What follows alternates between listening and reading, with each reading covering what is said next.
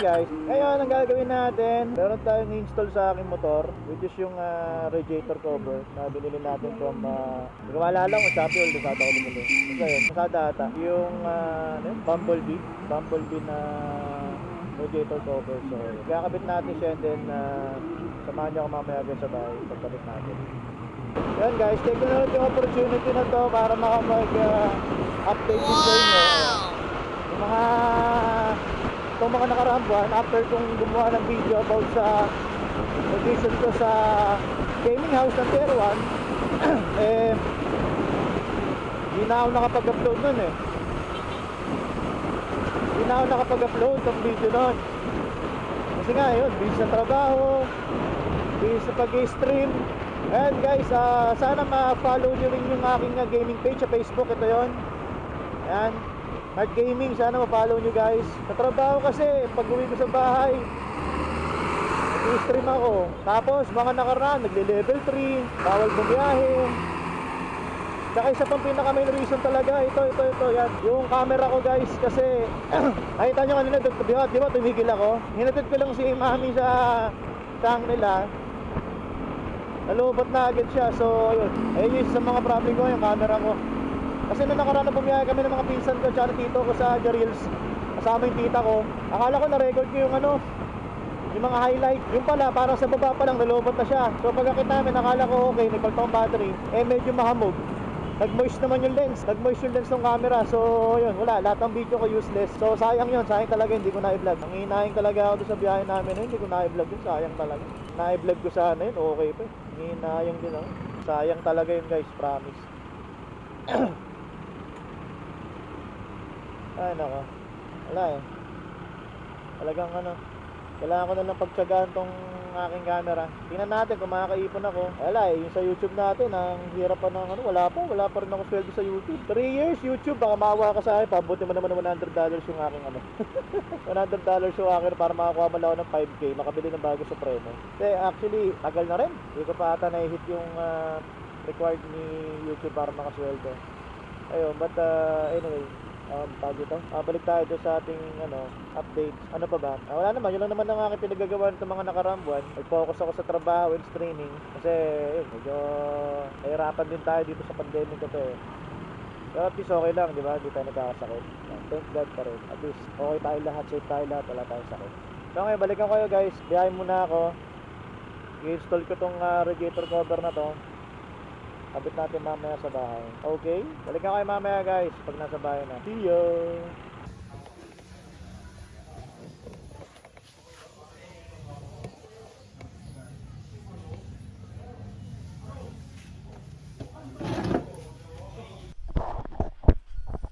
Hello guys, so nandito na tayo sa pag-install ng ating ayan, sa nakikita nyo, meron akong clear na radiator cover pa.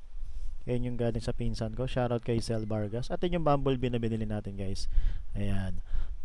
So dito sa part nito, iniisip ko kung ano yung magandang tingnan actually.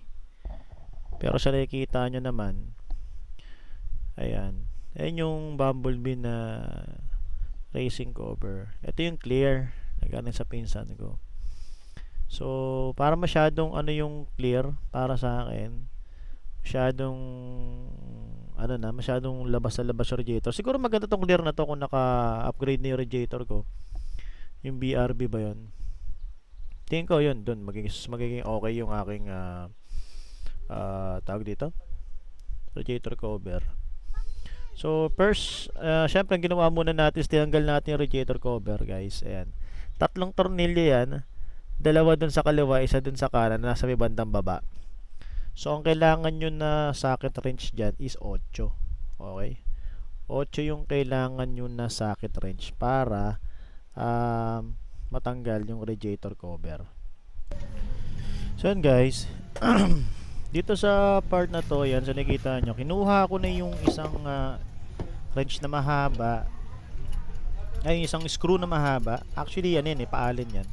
Pinasok ko yung spacer, and then may kasama siyang parang isa pang spacer para dun sa may front, sa may pinakalabas. Ayan, nakalimutan ko yung size nung Allen pero standard lang naman ata yung parang standard na hindi yung standard na size, yung parang sumunod sa standard. Yung maliit ng konti doon.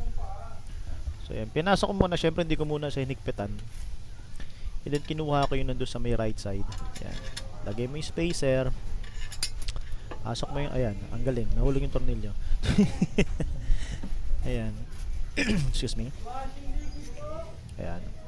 Kinuha ko yung spacer and then ayan. Lagay mo sa may likod, pasok sa harap. Huwag mo kakalimutan yun. Kasi may kasama pa siyang isang spacer guys para doon sa unahan. Kasi hindi naman kailangan sobrang lubog ng tornilyo mo eh. Kaya medyo nakaangat siya ng konti. Pero promise, ang ganda ng design. Nung spacer na, ang ganda ng spacer na yan. Ayan, nakikita niyo sa may banda ibabaw. Ang ganda nung pagkaka-design ng spacer na yan. Parang yan. Sobrang perfect. Ayan. So, after nyan, ayan, yung sa may baba naman. Ayan yung may spacer na maliit. Maliit yung spacer dyan. Then maliit din yung screw dyan. So, meron pa siyang isang reservang screw. Hindi ko nga rin lang alam kung para saan yun. Pero mahaba. Mahaba yung isang screw. Ayan, diba? Umingiti pa ako. Para akong ewan dyan. Ayan. So, ayan. So, sikipan na natin siya using yung Allen wrench. So, ang ginawa kong style sa pagsisikip guys, isikipan mo yung isa, then yun, inurong-urong ko pa, kumbaga parang sinentro ko pa yung pinakang radiator cover. Para hindi lang naman basta na lang kinabit na parang nakatabingi. And yan, yung pagsisikip is one at a time. So, ikot ka, sinikipan ko yung baba, sinikipan ko yung taas, and then sikipan ko yun sa may baba ulit sa may bandang kanan. Ayan. So, unti-unti. Yan, tatandaan nyo guys sa pagsikip unti-unti. Tapos pag naramdaman nyo na masikip na, huwag nyo nang pipilitin. Ayan, o diba, okay daw, okay. Okay sa okay, okay. So, yun. Yan, nakita nyo, yan, isa-isa ang pagsisikip. At make sure lang na hindi naman sobrang sikip na para mapuputol na yung ano, nakita nyo. Hanggat naiikot pa, ayan, iikot nyo lang. Pero pag hindi na kaya, syempre, ayan, huwag na natin pair sign pa. Ayan. Laging tatandaan pagka pinwersa, masakit. Masakit ng kahihinatnan. So, nakita nyo guys, diba? Ang ganda nung radiator cover, bagay na bagay. Pinagusto ko talaga to parang scope na design sa unahan, which is makakakuha siya ng hangin pag mabiyahe ka na. So, yan. Yan. Likod, check ko rin kung pantay. Ayan. Check ko yung likod. Yan, check natin yung likod. So, ayan. Ang ganda-ganda niya. Perfect. Diba? Cute. Tapos ito pala guys, isang munting paalala lang. Nakikita nyo yung mga parang Allen din na maliliit na yan. Dalawang size yan. Ngayon, ang gagawin nyo dyan, sikipan nyo yan guys. Huwag nyo kakalimutan na sikipan yan pag bumili kayo nitong Bumblebee na radiator cover. Kasi, ayan, hinarangan na ng anak ko. Hindi natin makita. Sorry. Yung mga Allen na yan, nung nabili ko yung radiator cover, maluluwag. So, kailangan mo rin siyang sikipan.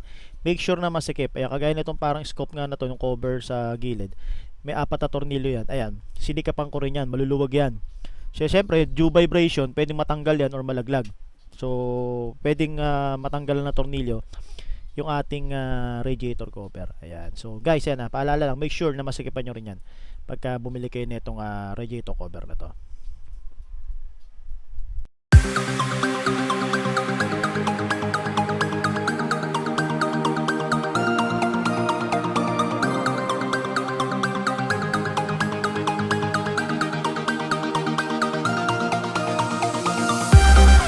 Yan guys, and we are back.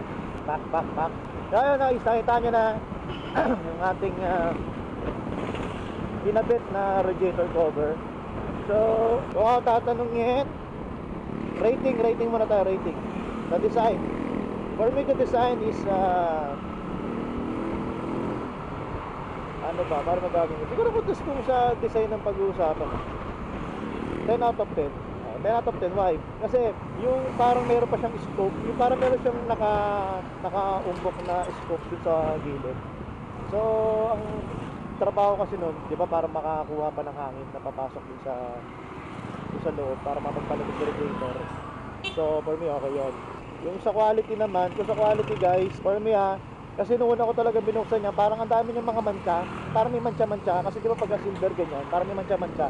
Ngayon ninugasan ko siya ng alcohol, nasang ko, natanggal naman ng konti, pero pagka tinutukan mo siya, ng tutok na tutok ka talaga, makikita mo yung mga, para mga mancha. Which is tingin ko ay yung disadvantage ng silver sa mga may kulay. Gaya nung blue, nung black, tsaka nung gold. Pero problema naman kasi dun sa mga may kulay, di ba, kalaunan, nagpe-fade, nagagasgas. So yung kaya silver din ang kinuha ko para pamatagalan. So for the quality, siguro dahil nga doon, rate ko siguro siya ng 7.5 out of 10. Dahil dun sa mancha na nakalagay sa kanya. Yun lang yung hindi ko gusto sa sa quality. Pero kung sa kapal, solid. Ang kapal niya talaga. Oo, pero di rin naman siya ganun kabigat. Medyo may weight, pero di ganun kabigat. Sakto na. Saka ang gusto ko yung pagdating nga sa design kaya 10 out of 10 kasi nga parang mape-prevent niya talaga na yun na tamaan din ng mga bato or ma-damage yung radiator natin kasi nakakatakot talaga masira ng ano radiator kasi sensitive yun madali lang mabutas yan pagka natusok lang ng natalsikalan ng bato na solid yan, butas talaga yan. So yung kung ba mga overall rating, overall siguro mga overall lahat na design quality 9 out of 10. Talagang hindi na nakapag 10 out of 10 sa akin is yung mancha. Yung mancha talaga. Kasi naano yung ko doon sa mancha pagka tititigan mo siya ng malapitan, ayun na makikita mo na talaga yung mancha niya. Although hindi naman ganun karaan. Pero pagka malayo, di ba nakita nyo naman, pagka nabidyo mo siya na malayo, wala ka naman makikita any marks. Yun guys, that's all. Kung gusto nyong bumili nun, shoutout sa Bumblebee. Ayan. Bumblebee baka naman. Who do the shit that I do?